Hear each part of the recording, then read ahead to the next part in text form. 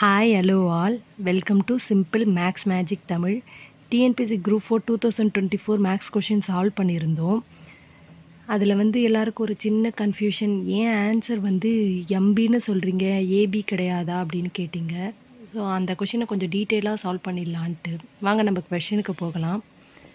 If the two numbers a and b are in the ratio m:n, then the LCM of a and b is. ஒரு example எடுத்துப்போம். a is equal to 2, b is equal to 3. இதோட m/n ratio 2/3 வரும். LCM 2 into 3 is equal to 6 வரும். a and b வேல்யூவும் 2 into 3 is equal to 6. mbயோட வேல்யூவும் 2 into 3 is equal to 6 வரும். But நம்ம இன்னொரு எக்ஸாம்பிள் எடுத்து சால்வ் பண்ணி பார்ப்போம். a is equal to 2, b is equal to 4.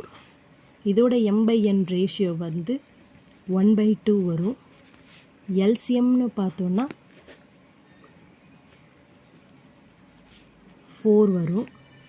a and b value 8 வரும். mb value